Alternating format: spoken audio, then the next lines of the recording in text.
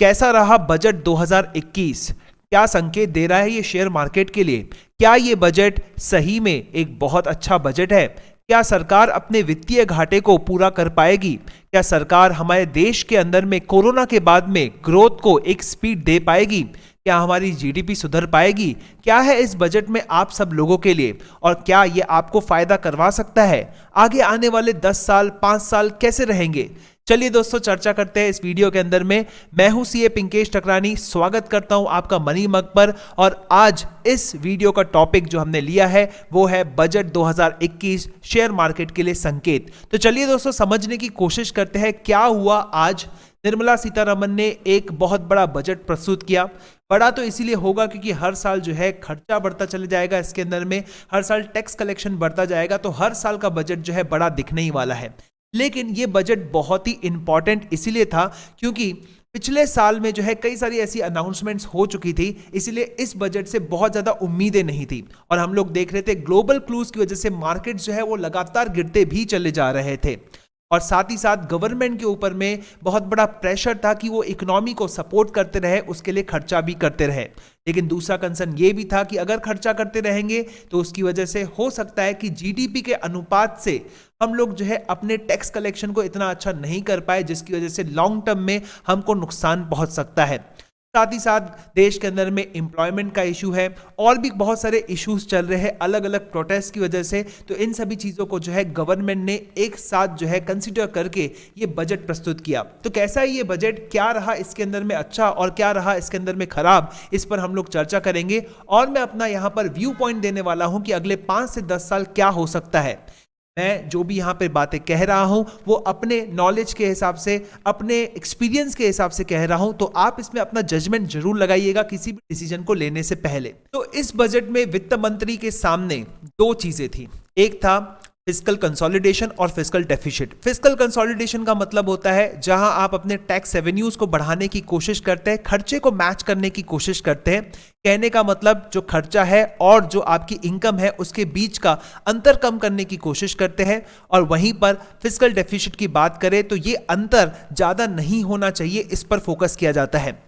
काफी सारे सालों से देखा जा रहा था कि गवर्नमेंट इस फिस्कल डेफिसिट को जो है कम करने की कोशिश कर रही है, लेकिन ये फिस्कल डेफिसिट कम करना एक बहुत बड़ा चैलेंज हो सकता है, क्योंकि इसकी वजह से खर्चा कम होगा तो ग्रोथ कम होगी तो बिजनेसेस चिल्लाएंगे, एम्प्लॉयमेंट कम मिलेगा और बहुत सारी चीजें।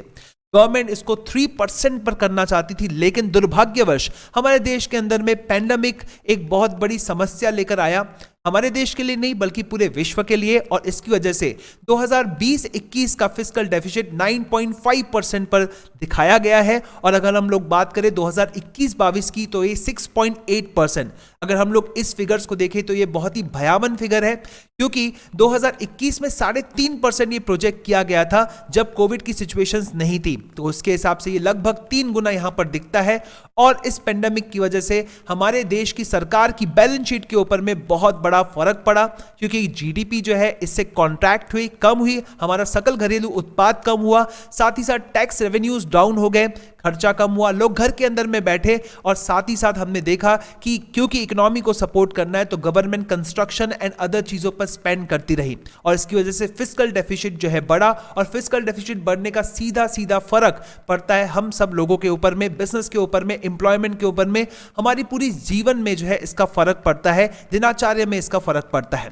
अगर हम लोग फिस्कल डेफिसिट की बात करें तो यहां पर निर्मला सीतारमण जी का क्या कहना है, फाइनेंशियल ईयर 2026 में इनका कहना है कि फिस्कल डेफिसिट को 4% पर लेकर आएंगे। यानी कि आप समझ लीजिए जो टारगेट इन्होंने 2021 में 3.5% का रखा था वो चीज हमें अचीव होने वाली है 2026 में।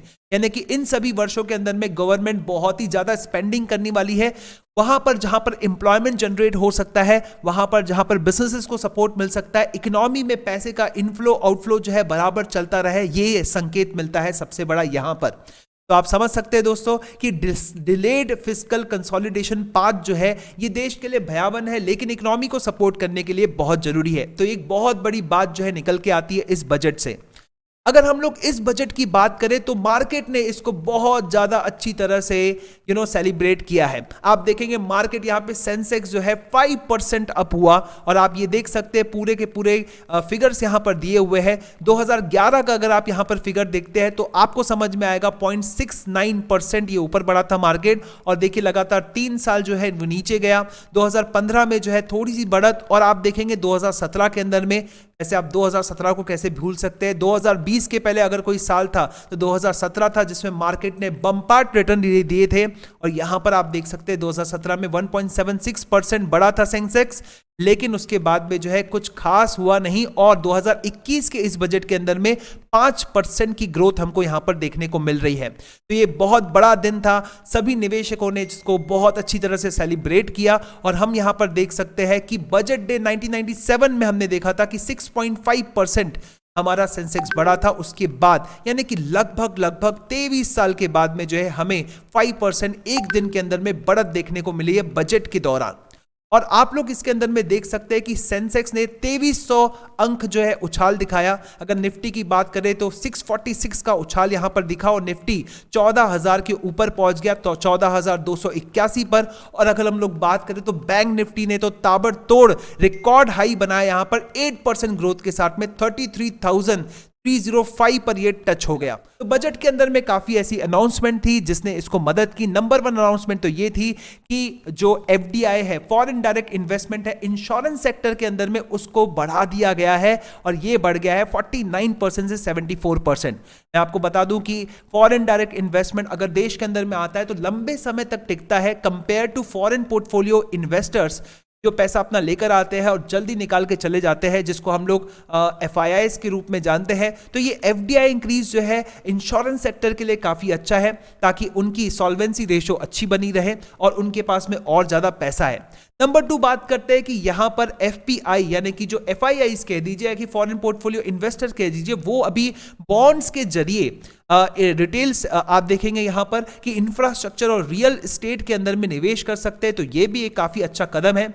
अगर हम लोग देखें कि OPC जो कि एक कंपनीज एक्ट का कॉन्सेप्ट है, जहां पर आप एक इंसान होकर भी कंपनी बना सकते हैं, वहां पर NRIs भी एंट्री कर सकते हैं, और यहां पर स्टार्टअप्स को एक अच्छा बूस्ट मिलने वाला है। LLP की बात करें या फिर स्मॉल कंपनीज की बात करें, जिसमें आपको बहुत ही कम कंप्लायंसेस के अंदर में कॉर्पोरेट स्ट्रक्चर मिल जाता है, वहां पर कंप्लायंसेस को ठीक करने, इजी करने की बात यहां पे कही गई है। ऑब्वियसली हमारे देश की सरकार जो है वो stand up India, startup India और ईज ऑफ डूइंग बिजनेस पर जो है बहुत ज्यादा कॉन्सेंट्रेट कर रही है।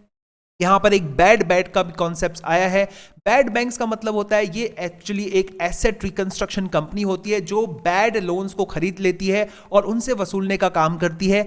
ऐसे में जो बैंकें हैं जिनके पास में बहुत सारे NPAs है, वो ARC को अपने NPAs, अपने लोन्स बेच सकती है और उसको मोनेटाइज कर सकती है।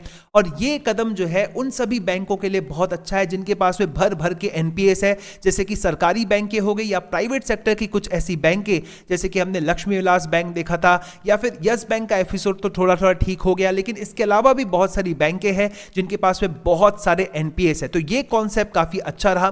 देन इसके बाद में 26% जंप यहां पर गवर्नमेंट कैपिटल एक्सपेंडिचर, ये इकोनॉमी को सपोर्ट करने के लिए जो है दिया गया है। हालांकि इसके अंदर में टूरिज्म और ट्रैवल सेक्टर के अंदर में किसी भी तरह का एक्स्ट्रा एक्सपेंडिचर करने की बात नहीं कही गई है। अगर हम लोग बात करें यहां पर E-व्हीकल्स यानी कि आप समझ लीजिए इलेक्ट्रिक कार, तो यहां पर उसको बूस्ट करने के लिए जो है वॉलंटरी व्हीकल स्क्रैपेज पॉलिसी लाई गई है, जहां पर आप अपना व्हीकल जो है स्क्रैप कर सकते हैं एंड आप लोग बेनिफिट उठा सकते हैं। सब्सिडीज आपको मिल सकती है या फिर टैक्स बेनिफिट्स आपको यहां पर मिल सकते हैं।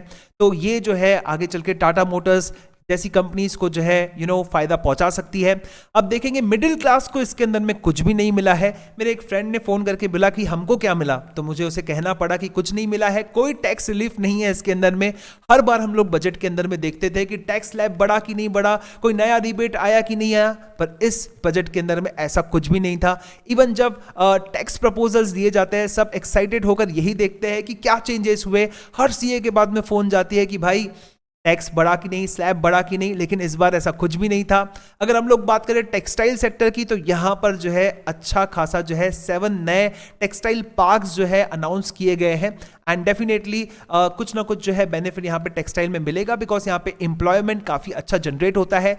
सोलार एनर्जी की हम लोग बात करें तो यहां पर एक प्रकार से जो है कस्टम ड्यूटीज जो है बढ़ा दी गई है, ताकि देश के अंदर में ही इन्वर्टर्स या फिर बैटरीज का जो है ज्यादा प्रोडक्शन हो सके। अगर हम लोग बात करते हैं यहां पर प्रोडक्शन लिंक स्कीम की, मैन्युफैक्चरिंग को बढ़ाने के लिए, जितना आप मैन्युफैक्चरिंग करेंगे उतना ज्यादा आपको इंसेंटिव्स मिलेंगे। तो यहां पर 1.97 लाख करोड़ रुपीस का गवर्नमेंट ने अनाउंस किया है पैकेज, जो कि काफी अच्छा है। मैन्युफैक्चरिंग को बूस्ट मिलेगा, इससे इकोनॉमी जो है अच्छी होगी।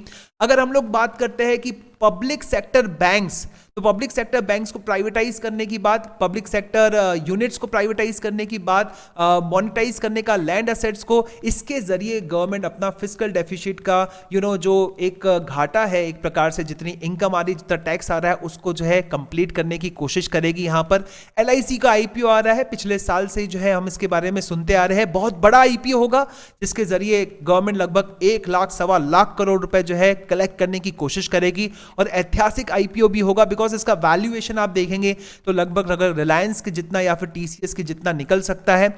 और अगर आप अगली गर्मी के अंदर में AC खरीदने की बात कर रहे हैं, तो यहां पर 2.5% का हाइक कर दिया गया है एंड इसमें जो है लॉन्ग टर्म में हमको ही बेनिफिट है, क्योंकि कंपनीज जो है इंडिया के अंदर में ही कंपोनेंट्स को मैन्युफैक्चर करने की सोचेगी, और इसकी वजह से हो सकता है कि आगे चल के एयर कंडीशनर्स का जो है आपको रेट कम होते हुए दिखे। अगर हम लोग बात करते हैं, एक पॉइंट जो मुझे ज्यादा पिंच की, वो है कि PPF पे अगर आप इंटरेस्ट कमाते हैं और आपका इंटरेस्ट 2.5 लाख रुपीस के ऊपर आता है, मेरा तो नहीं आता है, लेकिन अगर आपका आता है तो उस पर जो है आपको टैक्स भरना पड़ेगा। और भी इसकी डिटेल्स जो है सामने आती चली जाएगी, और इसका एनालिसिस जो है कई सारे चैनल्स और मैं भी देते रहूंगा आप सब लोगों को। कुल मिला के ये बजट जो है ग्रोथ को ध्यान रखते हुए दिया गया है, लेकिन फिस्कल डेफिसिट जो है, जिस तरह के आंकड़े यहां पर दिख रहे हैं, वो थोड़े डराने वाले जरूर हैं। लेकिन एक बात मैं आपको बता दूं कि इकोनॉमी या फिर शेयर मार्केट ये हमेशा मैच रहेंगे, ऐसा नहीं है। शेयर मार्केट के लिए मुझे ऐसा लगता है कि अगले 5 से 10 साल काफी अच्छे हो सकते हैं, लेकिन अगर आप निवेश करते हैं तो अपने फाइनेंशियल सलाहकार से पूछते रहिए, सिस्टमेटिकली निवेश कीजिए अच्छी कंपनी, क्वालिटी स्टॉक्स के अंदर में, और अपनी एनालिसिस करने के बाद ही। आई होप आपको ये वीडियो पसंद आया होगा। अगर आपको ये वीडियो पसंद आया होगा तो जल्दी से इसको लाइक कर दीजिए, के साथ इसको शेयर कर दीजिए, और चैनल को सब्सक्राइब करना मत भूलिएगा, बेल आइकन जरूर दबा दीजिएगा। इसी तरह के और वीडियोस के साथ मैं आता रहूंगा। तब तक के लिए नमस्कार, धन्यवाद।